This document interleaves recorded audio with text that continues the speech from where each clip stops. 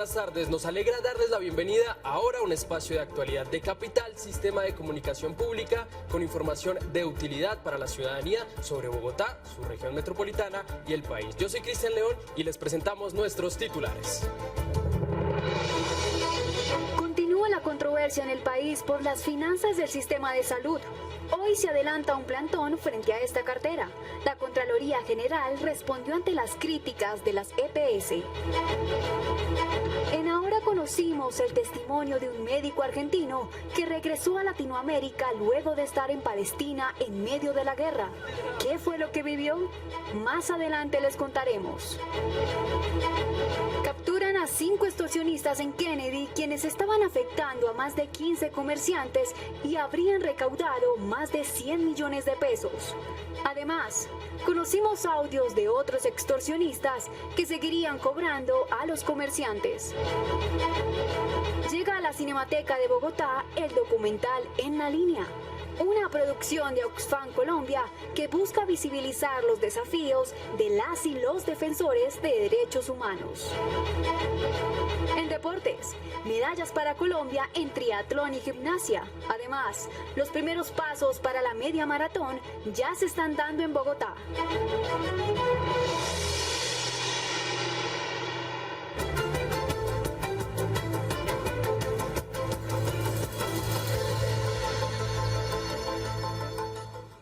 Vamos entonces con el dato del día, que hoy va a tratar de un delicado tema internacional en la llamada Franja de Gaza. Veamos, solo 8 de los 36 hospitales siguen funcionando parcialmente y solo 18 de los 72 centros de atención primaria siguen funcionando en este momento, una situación que preocupa por toda la atención que se necesita en este lugar. En Ahora conocimos el testimonio de un médico de la organización Médicos Sin Fronteras que regresó de esta zona de guerra y nos va a dar su testimonio. Por eso vamos a saludar a Carol Velázquez y le preguntamos qué le relató el médico. Carol, la escuchamos.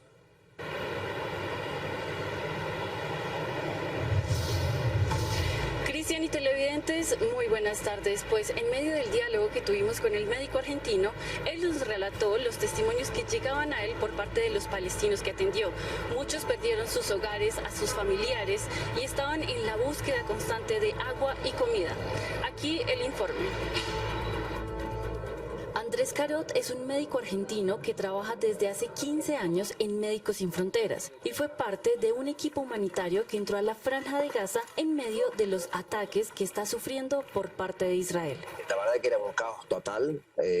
Imagínate un hospital que estaba rotado de gente, la organización era muy caótica, la gente estaba muy desesperada para buscar, la gente haciendo lo imposible para buscar comida, agua. Y es que de acuerdo con la Organización Mundial de la Salud, en la Franja de Gaza solo 8 de los 36 hospitales siguen funcionando parcialmente y solo 18 de los 72 centros de atención primaria siguen operando.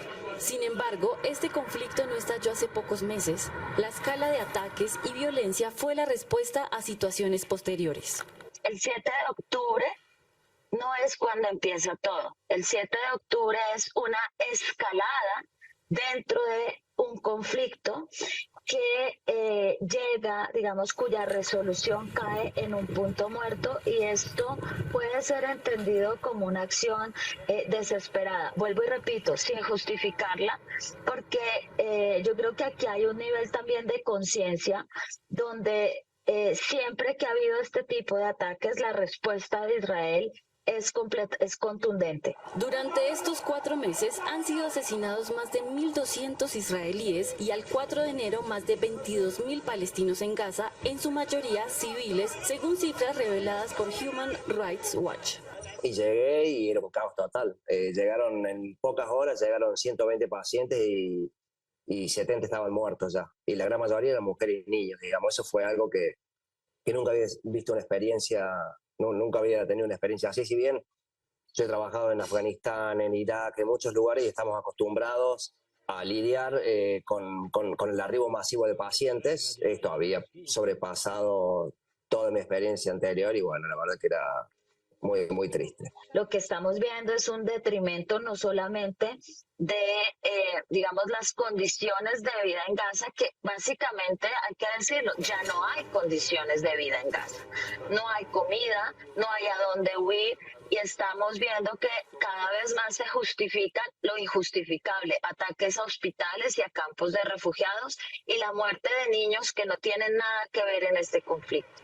Para el médico y la experta es necesario escuchar las peticiones de la población civil que está padeciendo este conflicto, que ahora también llegó a Cisjordania. Yo cuando estaba allá y escuchaba tanto a mis compañeros locales como a la comunidad local, ¿qué podemos hacer por ustedes? Digamos, más que esto, y ellos decían, la gran mayoría decía, cuenten lo que está pasando acá, cuenten, porque la gente piensa que no somos humanos o la gente nos está olvidando. Si no hay una orden inmediata de cese al fuego y de que pare y de ponerle fin a esta ofensiva militar, no hay posibilidad de vida para la gente en Gaza, y eso es lo más grave en este momento.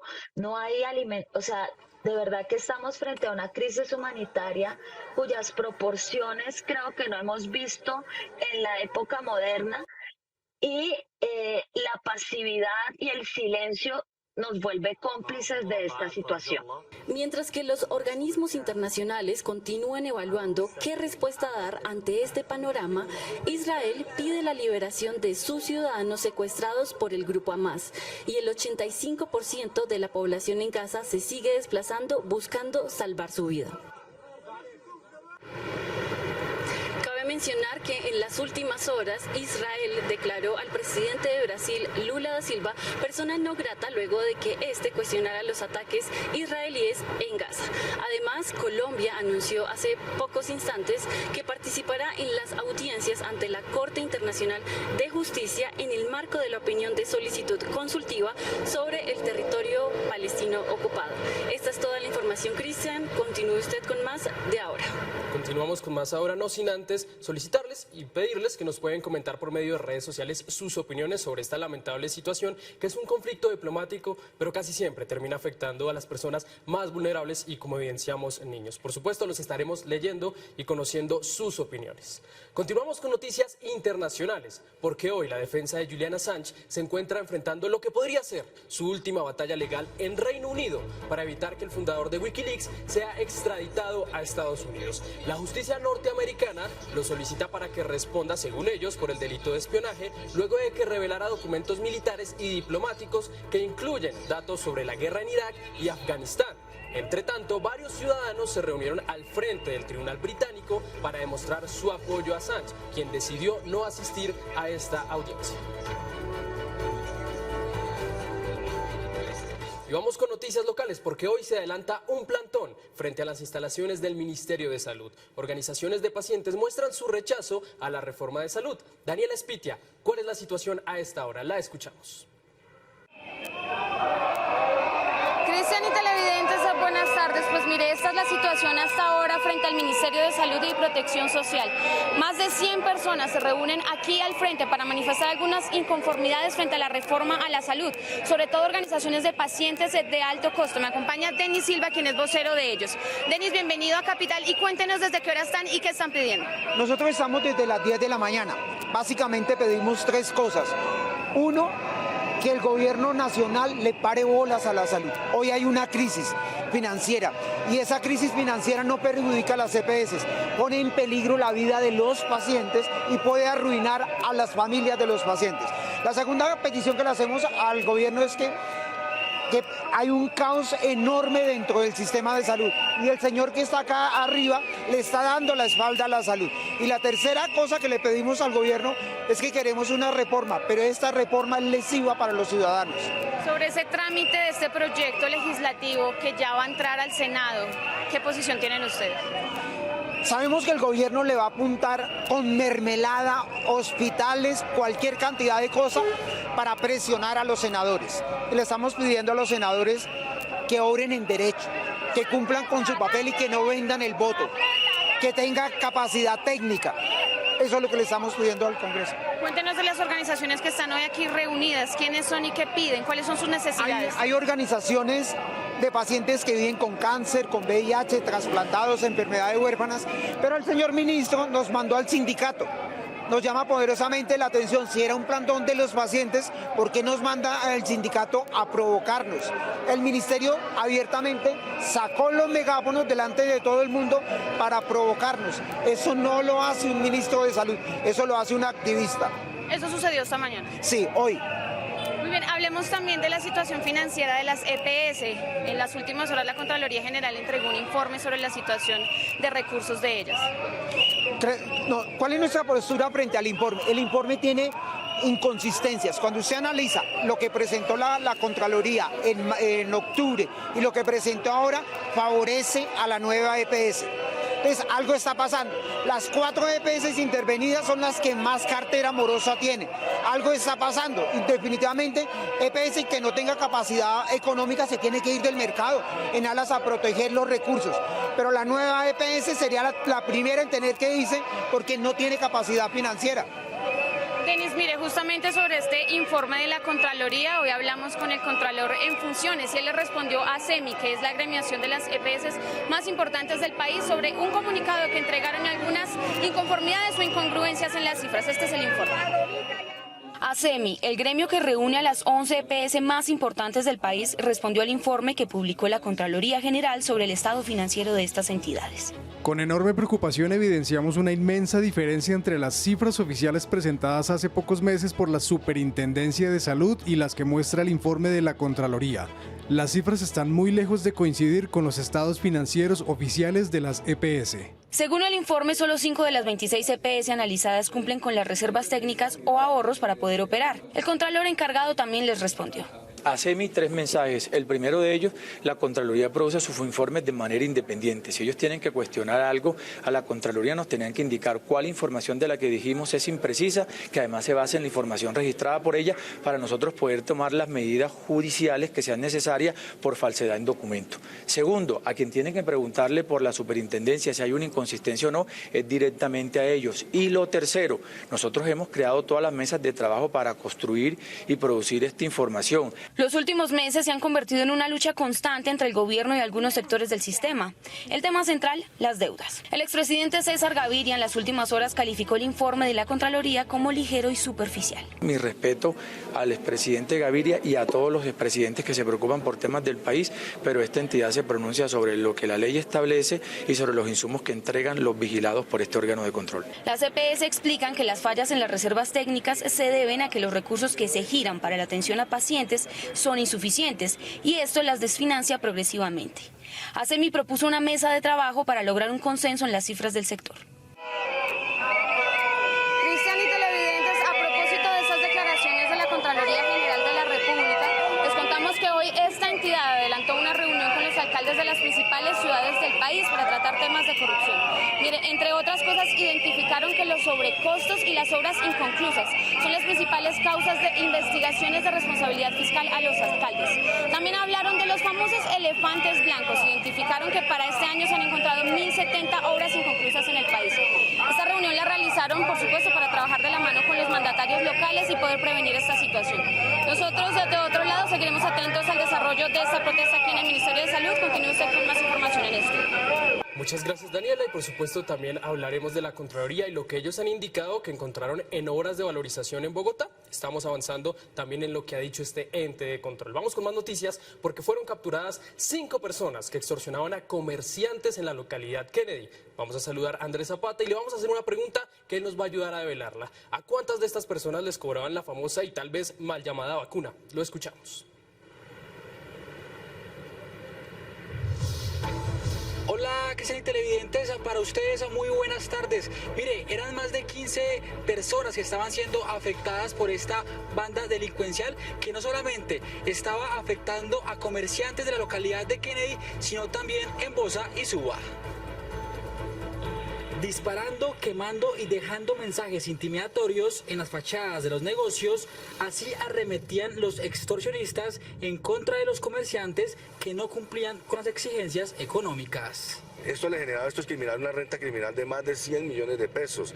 Para la comisión de estos delitos, los cabecillas contaban o contrataban a personas de la región Caribe especialmente, que los hospedaban en casas muy cerca de estos lugares para generar la vigilancia y el control de que se paguen las extorsiones. Dentro de los capturados estaban 2 de los cabecillas de la banda delincuencial.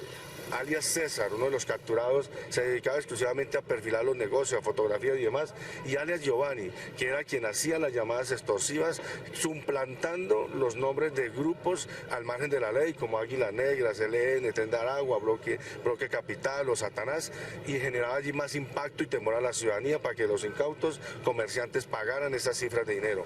Y aunque se capturaron a estos integrantes de la red criminal, conocimos las amenazas que otros extorsionistas le hacen a comerciantes en Kennedy. Líderes de la localidad dicen que a diario se conocen casos de extorsión. Lo mínimo, 1 millón de pesos semanales. Entonces, ¿cómo hay posibilidades de que se ganan 20, 30 mil pesos para que le levanten 1 millón de pesos? Es la preocupación que hay. Ellos siempre se presentan acá diciendo que vienen a colaborar con la seguridad de los sectores y que hay que pagarles tanto lo que ellos pidan, pero si usted se niega a pagar, entonces enseguida llegan, lo atacan, lo hieren, amenazan a los propietarios, amenazan a toda la familia. Mi señora, no se va a hacer matar, te hablo claro, nosotros sabes que no copiamos de nada, diseño, todo el mundo está pagando, gente que paga 20, 30, 40 millones, no se ponen con tanta vaina, mi señor, usted tiene de dónde, danos ese aporte. Los líderes solicitan mayor presencia de las autoridades en los negocios. Que realmente tengan mano dura con esto y que sean persistentes, porque hoy estamos viendo que capturan a 1, 4 y en poquito tiempo ya están en la calle nuevamente delinquiendo, o si los tienen prisioneros siguen delinquiendo desde las mismas prisiones. El delito por extorsión ha aumentado en un 65% en comparación al año anterior. El Gaula de la Policía junto al IMPEC periódicamente realizan operativos en las cárceles de Bogotá para reducir la extorsión dentro de los centros penitenciarios. En otra información, en las últimas horas en el sector de Patio Bonito, en la localidad de Kennedy, se presentó un hecho lamentable, pues una menor de edad resultó herida tras un tiroteo. Y es que dicen las autoridades que un hombre en motocicleta llegó muy cerca a la estación de Transmilenio de Patio Bonito para cometer un hecho sicarial contra otro hombre que se encontraba consumiendo alimentos en un puesto de comidas. En medio del tiroteo, la menor resultó lesionada a causa de una bala perdida. Lo que se está analizando es los móviles o los detalles del por qué la lesión. Lo que se tiene hasta el momento es que es una disputa del microtráfico que hay sobre el sector. Y seguimos con más noticias. La Procuraduría General de la Nación abrió investigación por presuntas irregularidades en los contratos de alimentación en la cárcel La Picota. Entre los funcionarios investigados se encuentra Ludin Joel Valero, director de la Unidad de Servicios Penitenciarios y Carcelarios. También Carmen Cecilia Simijaca. Dice la Procuraduría que la cantidad y calidad del alimento no sería la adecuada para las personas privadas de la libertad y esto podría afectar su salud y se les estarían vulnerando los derechos.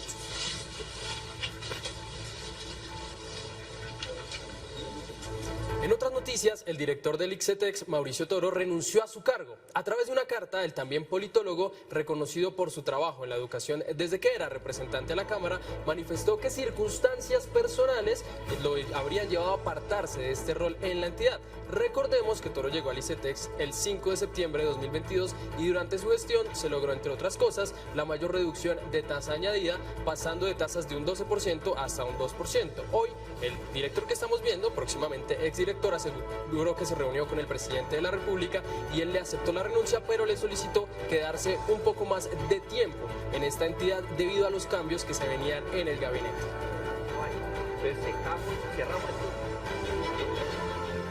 Pro Bogotá Región, junto a la firma Inbamer, presentaron la tercera encuesta del mercado laboral en la capital y en otros 7 municipios de Cundinamarca. Y atención a los datos que nos dieron. La muestra total fue de 1.102 empleados y 360 empleadores de sectores como manufactura, construcción, comercio, servicios financieros, entretenimiento, entre otros. Dentro de los hallazgos más relevantes están que los recortes de personal en Bogotá región fueron 12% más altos que las contrataciones hechas en 2023 y según las empresas encuestadas, el 73% señaló que la situación económica del país fue la causa principal de estos recortes de personal, lo que representa un aumento de 11 puntos porcentuales respecto a los recortes de 2022. Solo el 34% de las empresas manifestaron que no tienen contrataciones de personas entre los 18 y los 28 años. Esto quiere decir que no están contratando población juvenil. Y sumado a esto encontramos que el 58% de los empleadores manifiesta que los jóvenes están llegando a los empleos con habilidades regulares o malas. ¿Esto qué nos quiere decir? Retos importantes y valiosos en temas de pertinencia de la formación educativa y su relación con el sector empresarial. Vamos con nueva información de servicio y les vamos a presentar a una persona desaparecida. Estamos hablando de Oscar Darío Ruiz Barrera, quien es usted. Los datos. Tiene 23 años de edad y fue reportado por su familia como desaparecido desde el pasado 15 de febrero en el barrio que ya vamos a adelantar de la localidad Engativá, barrio Marcela, en la ciudad de Bogotá, por supuesto. Si usted lo ha visto o si tiene información que pueda ayudar a dar con su ubicación, comuníquese en Bogotá al número telefónico 580-3814, extensión 17710, o a las extensiones que estamos viendo en pantalla, 16497 o 10039. La Defensoría del Pueblo entregó su quinto informe de seguimiento a la implementación del acuerdo final para la terminación del conflicto. Vamos a saludar a Laura Chambueta y le preguntamos qué le dijo la entidad ante esto. La escuchamos. Cristian y televidentes, muy buenas tardes. Como usted lo mencionó, hoy la Defensoría del Pueblo presentó su quinto informe de seguimiento a la implementación del acuerdo de paz, en donde habló de los avances, pero también los retos que hoy presenta el acuerdo a 7 años de su firma. Entre los principales puntos a los que el defensor hizo referencia fue al punto 1 del acuerdo en cuanto a la reforma rural integral, el cual alertó que presenta un gran nivel de atraso. Veamos qué dijo el defensor. Presenta en general un enorme atraso, no atribuible propiamente a este gobierno. Sin embargo, en las metas propuestas a diciembre de 2023 no alcanzan el 50% de su ejecución. También en temas sensibles y de vital importancia, como lo son la constitución de las zonas de reserva campesina, es quizá uno de los puntos del acuerdo que ha tenido mayores avances. Otro de los puntos clave a lo que hizo referencia la entidad fue en cuanto a la seguridad y protección de los defensores de derechos humanos, así como a los firmantes de paz, esto con base a su sistema de alertas tempranas. Esto fue lo que dijo la entidad.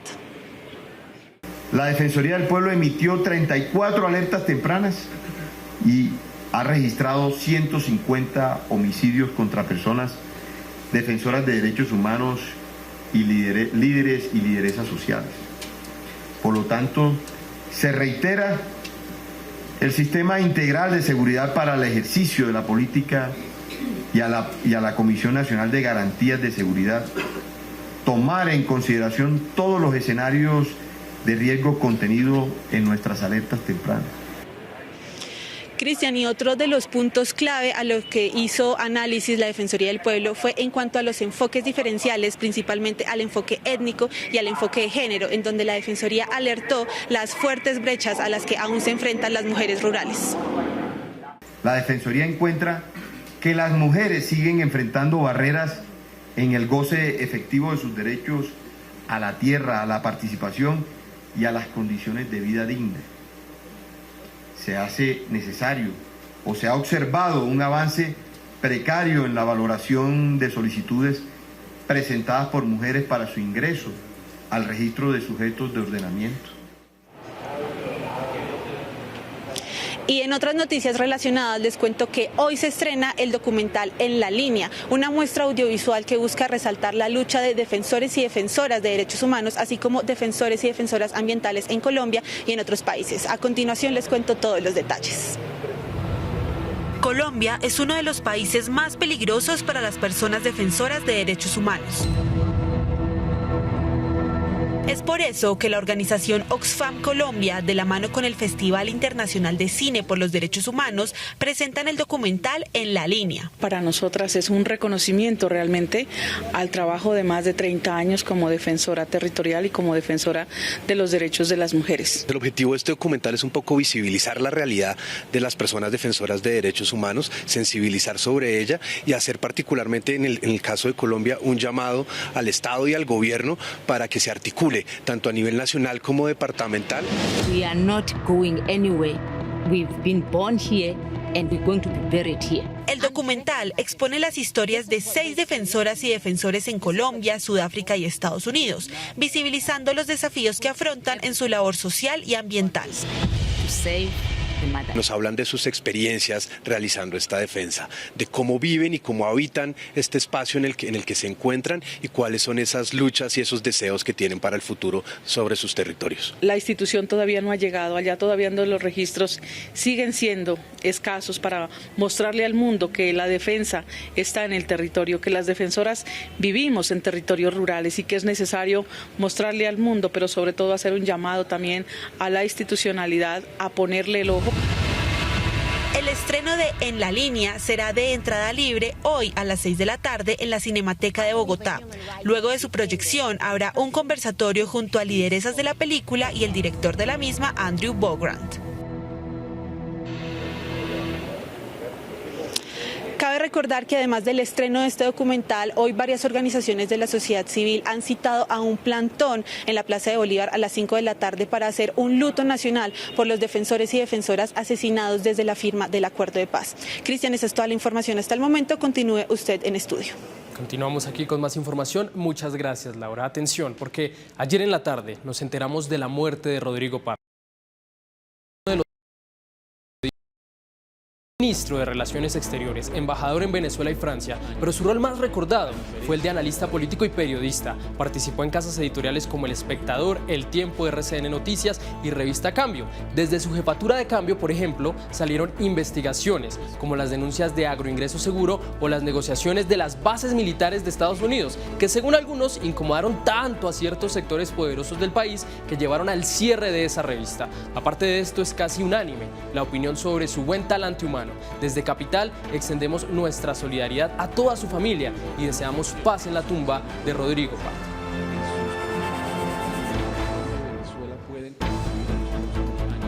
Recuerde que a las 4 de la tarde tendremos ahora un podcast analizando las noticias más importantes no solo de Bogotá, sino también del panorama nacional. De esta manera llegamos al final de nuestra emisión. Les agradecemos por su sintonía y los invitamos mañana a partir del mediodía. Muchas gracias y feliz tarde.